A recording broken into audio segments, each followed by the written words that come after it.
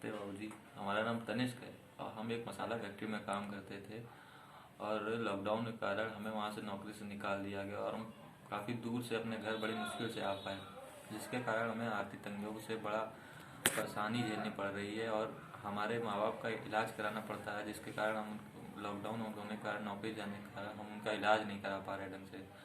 इलाज न होने की वजह से हमारे माता पिता भी काफ़ी वृद्ध हैं और उनका इलाज नहीं होने की वजह से उनकी भी तबीयत का खासो ज़्यादा ख़राब रहने लगी है और हमारा रोज़गार छिन जाने के कारण ना हम घर की आर्थिक स्थितियों को सुधार पा रहे हैं और ना ही अपने माँ बाप का अच्छा इलाज करा पा रहे हैं तथा हमें ना ही और किसी से सहारा है, क्योंकि घर में अकेले बड़े इकलौते हम हैं और उसके अलावा हमारे घर में हमसे एक छोटा भाई है, पर वो भी इतना लायक नहीं है कि किसी काम में हमारा हाथ बटा सके। और भगवान ने क्या करे कि कभी भी ऐसा हो हमारे माँ बाप को सामना करना पड़े और को झेलना पड़े, जिस समय हम लोग झेल रहे हैं कोरोना लॉकडाउन के कारण।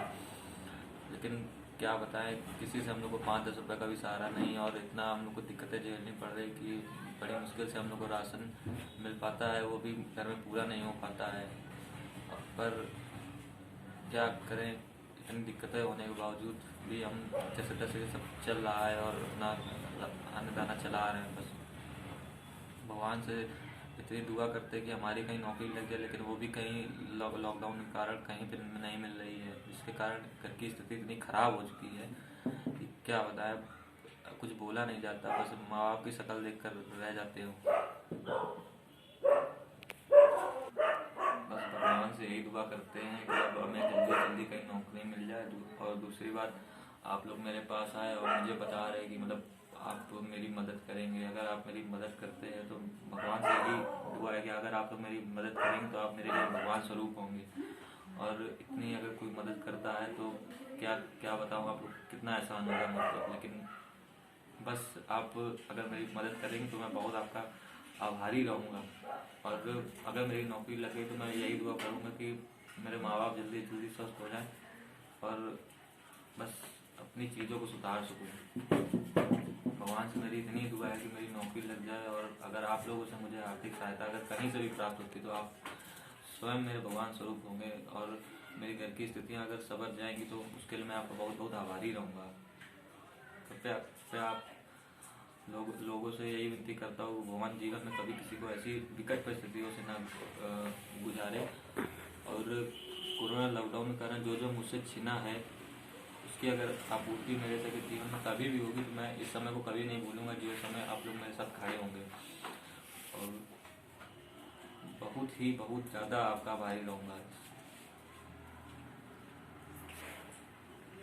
कोरोना काल से निपटने के लिए हमने अपनी जो स्वयं अपने खाते में जो भी धनराशि इकट्ठा करी थी वो भी सारी समाप्त हो गई और जितना भी मेरे पास जितना मैं समृद्ध था सारा वो मुझसे छिन गया और इतना कर्ज तले मैं इस समय दब गया हूँ कि कुछ कहना नहीं। और भगवान न जाने अब वो मेरे पास कभी होगा भी या नहीं होगा। बस भगवान से यही विनती करता हूँ कि मेरे घर का अन्न चलता रहे और राशन की कमी ना रहे और मेरे घर में सब स्वस्थ रहें। बस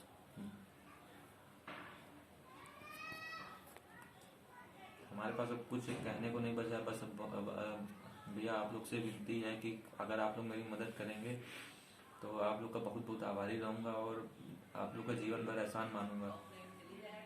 और कि जीवन में कभी भी किसी के ऊपर मुसीबत पड़ेगी तो मैं देखूंगा तो मुझे हमेशा आप लोग के ऊपर याद आएगी कि मतलब आप लोग ने मेरी मदद करी थी और इस कदर मेरा साथ दिया था और हमेशा आपका आभारी रहूँगा।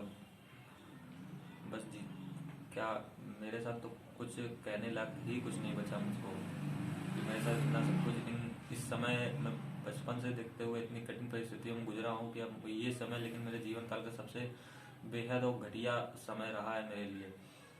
पर क्या बताऊँ, जीवन में परिस्थितियों का सामना करने के लिए मुझे सब कुछ देखना पड़ रहा है और अपने माँ बाप अपने घर के लिए सब कुछ आगे से आगे देखना पड़ रहा है और निपट भी रहा हूँ। बस भगवान से यही दुआ है कि जल्दी जल्दी मुझे इस मुसीबत से उबारे और मैं इस संकट से निकल पाऊँ जल्दी जल्दी और मेरे घर की सारी दिक्कतों को दूर करे। और अगर आप लोग मेरी मदद करेंगे तो इसका मैं बहुत बहुत आभारी रहूँगा। और खूब आपको याद करूंगा कि आप लोगों ने मेरे मुसीबत के समय में, कड़े संकट में आप लोगों ने मेरा साथ दिया।